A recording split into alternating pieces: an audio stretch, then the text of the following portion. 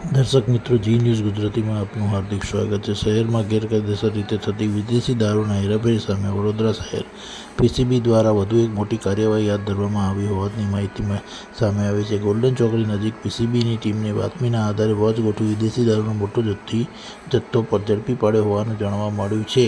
મળતી માહિતી મુજબ ગોલ્ડન ચોકડી પાસે શંકાસ્પદ હિલચાલ જણાતા પીસીબીની ટીમો તપાસ હાથ ધરી હતી। દરમિયાન વાહન જથ્થાની તલાશી લેતા અલગ અલગ બ્રાન્ડની વિદેશી દારૂની બોટલો મળી આવી હતી। પોલીસે લાખો રૂપિયાની કિંમતનો દારૂનો જથ્થો કબજે કરી આગળની કાર્યવાહી હાથ ધરી છે।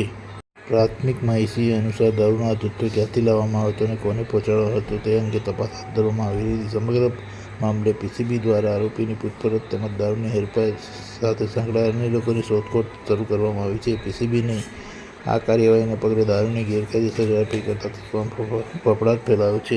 હાલ ઉપલબ્ધ જાહેર અહેવાલમાં ગોલ્ડન ચોકડીની આ ચોક્કસ કાર્યવાહીની દારૂની ચોક્કસ કિંમત, બોટલની સંખ્યા અને આરોપીના નામની પુષ્ટિ મળી નથી, તેથી આ વિગતો સત્તાવાર પોલીસ માહિતી બાદ ઉમેરવી યોગ્ય રહેશે।